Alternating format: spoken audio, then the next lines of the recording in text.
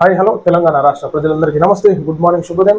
ఈ రోజు మన వరంగల్ వాయిస్ తెలుగు దినపత్రికలోని మెయిన్ పేజ్ అండ్ వార్తా విశేషాలు ఏ విధంగా ఒకసారి మనం చూద్దాం. సో దయచేసి వ్యూవర్స్ అందరూ ఆ యొక్క సోషల్ మీడియాలో ఈ యొక్క అనాలిసిస్ ప్రోగ్రామ్ ని షేర్ చేయవలసిన కోరుతాను. వార్తా వివరాలకు వెళ్దాం.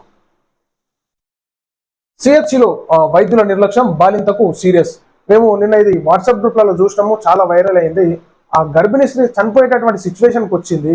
ఈనాడు నేను డాక్టర్ని బాజాబ్తా అడుగుతున్నాను, నువ్వు మనిషివా గాడిదివా పశువువా అని చెప్పేసి నేను బాజాబ్తా అడుగుతున్నాను. మనిషివా గాడిదివా, నువ్వు డాక్టర్వా? సిగ్గు శరం ఉండాలి నువ్వు డాక్టర్ అని చెప్పుకొని.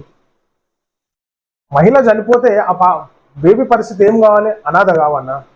మీ భార్యకో మీ పిల్లలకో కడుపు కోసి పత్తి పెట్టి మళ్ళీ కుట్లే.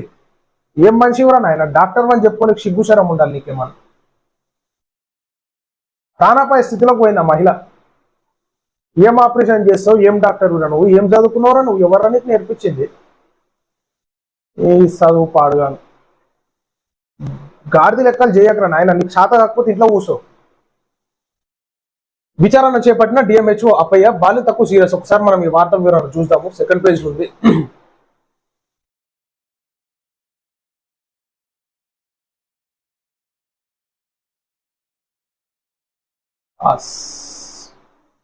సిహెచ్సిలో వైద్యుల నిర్లక్ష్యం బాలింతకు సీరియస్. ఆందోళన దిగిన బంధువులు, విచారణ చేపట్టిన డిఎంహెచ్ఓ అప్పయ్య. కమలాపూర్ మండలం కేంద్రంలోని సిహెచ్సిలో వైద్యుల నిర్లక్ష్యం ఓ మహిళ ప్రాణాల మీదకు తెచ్చింది. ప్రసవం కోసం వచ్చిన ఓ మహిళకు డెలివరీ సమయంలో ఇబ్బంది కలగడంతో వైద్యులు సర్జరీ చేశారు. ఆ సమయంలో వైద్యుల నిర్లక్ష్యంపై ఆదివారం సిహెచ్సిలో బంధువులు ఆందోళన దిగారు. వివరాల్లోకి వెళ్తే, వారం రోజుల క్రితం ఓ మహిళ డెలివరీ కోసం సిహెచ్సిలో చేరగా 3.5 kg ఆ బేబీ డెలివరీ కోసం సర్జరీ చేయాల్సి వచ్చింది. సున్నితమైన ప్రదేశం కాబట్టి నరాలు చిట్లి బ్లీడింగ్ ఎక్కువ కావడంతో కొంత ఇబ్బంది ఏర్పడింది. దీంతో వారు కడుపులోనే కాటన్ పెట్టి కుట్లు వేసి కడుపులో కాటన్ పెట్టి కుట్లు వేసి మర్చిపోయారంట. కళ్ళలో ఏమైనా పెట్టుకున్నావురా నువ్వు? తోటి నర్సులు సిబ్బంది ఉంటారు, కనిపిస్తలే ఎవరా భయ మీకు కళ్ళు? మీ భార్యలకి మీ పిల్లలకి చేసుకోరు ఇట్లా. మందిపానాల మీద మందిపానాల సావులెంబడబడ్డారు ఏమరా మీరు? దీంతో బాలింత బంధువులు పెద్ద ఎత్తున ఆసుపత్రికి చేరుకుని ఆందోళన చేపట్టారు. విషయం తెలుసుకున్న పోలీసులు రంగ ప్రవేశం చేసి దోషులపై చర్యలు తీసుకుంటామంటూ హామీ ఇచ్చి వారిని శాంతింపజేశారు. కమలాపూర్ మండల కేంద్రంలో ప్రభుత్వ ఆసుపత్రిలో ఆదివారం జరిగిన ఘటనపై కలెక్టర్ ఆదేశాలతో జిల్లా వైద్యాధికారులు అప్పయ్య, గౌతమ్ చౌహాన్ విచారణ చేపట్టారు. ఈ సందర్భంగా మీడియాతో డిఎంహెచ్ఓ అప్పయ్య మాట్లాడుతూ, కలెక్టర్ ఆదేశాల మేరకు పేషెంట్ బంధువులు అభిప్రాయం తెలుసుకున్నామని, ఆ నివేదికను కలెక్టర్ కు సమర్పించి తదుపరి చర్యలు తీసుకుంటామని చెప్పారు. తదుపరి చర్య మనిషి చచ్చిపోతే తదుపరి చర్యలు ఏముంటాయి రా నాయన? ఇసోటి మళ్ళా పునరావృతం కాకుండా చూసుకోవాలి. ఆ మహిళ ట్రీట్మెంట్ ఖర్చులు మొత్తం భరించాలి వాళ్ళే. ఏమన్నా అయితే మాత్రం నువ్వే బాధ్యత వహించాలి బిడ్డ. ఏం డాక్టర్ రా నువ్వు?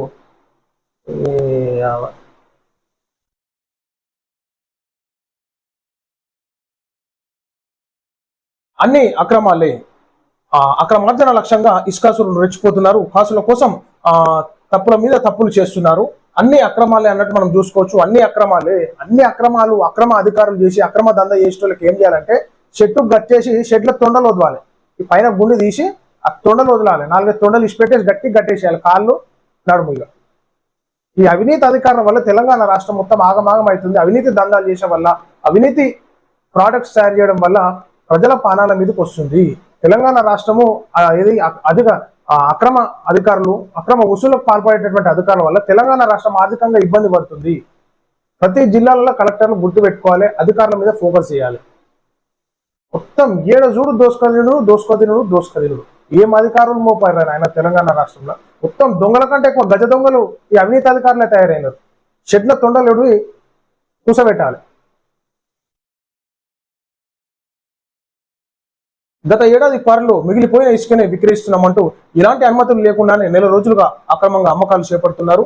పెద్దపల్లి జిల్లా క్వారీ నుంచి అక్రమంగా తరలిస్తున్న ఇసుకను అసలు ఇసుక క్వారీలే లేని వల్లంకుట పేరుతో విక్రయించడం విస్మయానికి గురి చేస్తోంది. దీనికి తోడు అక్రమ దందా కోసం విక్రయించడం విస్మయానికి గురి చేస్తుంది. దీనికి తోడు అక్రమంగా మానేరు నదిలో అక్రమంగా మెటల్ రోడ్లు నిర్మించారు.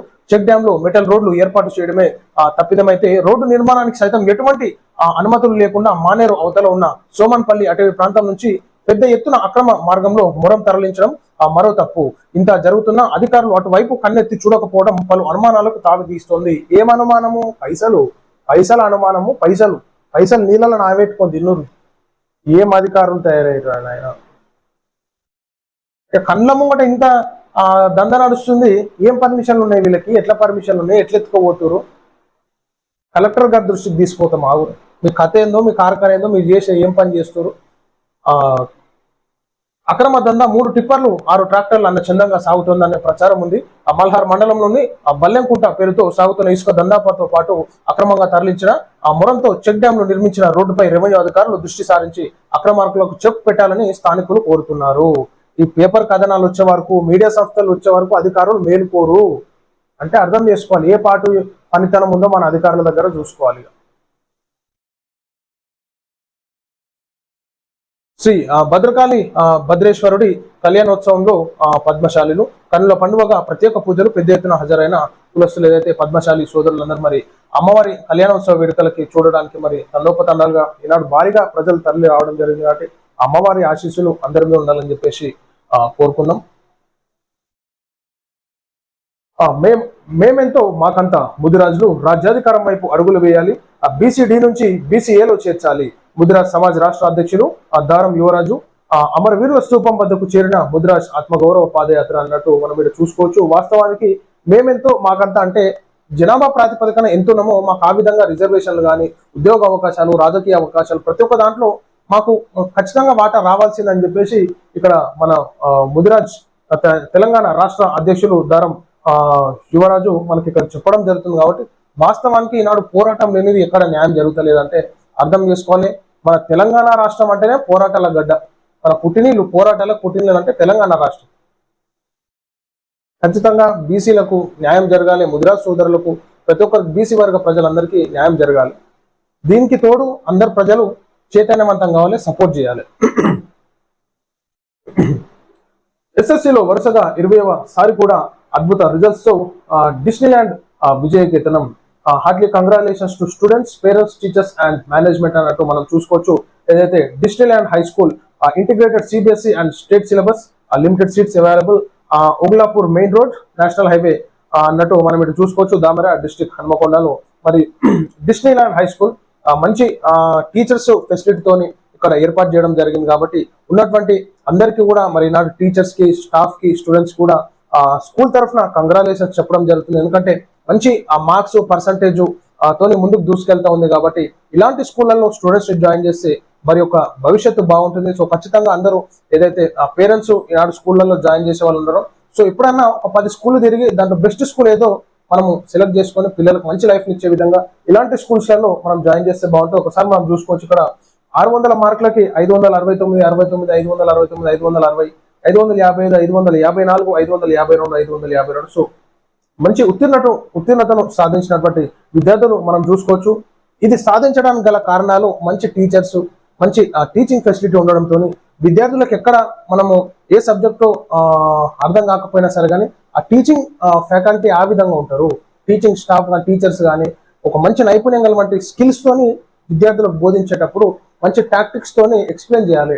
చిన్న డౌట్ ఉన్నా సరే కానీ వాళ్ళకి ఎక్స్ప్లెయిన్ చేసే విధంగా టీచర్లు ఉంటారు. కాబట్టి ఈనాడు ఇలాంటి స్కూళ్లలో పిల్లలను జాయిన్ చేసి వారి యొక్క జీవితానికి మంచి పునాదులు తల్లిదండ్రులు అందించాల్సిందిగా కోరుతాను. సో ఇది ప్రజలను మనం చూస్తున్నాం. ఈ రోజు మన వరంగల్ వాయిస్ తెలుగు దినపత్రికలోని మెయిన్ ప్యాక్స్ అండ్ వార్తా విశేషాలు. అందరికి సెలవు, నమస్తే.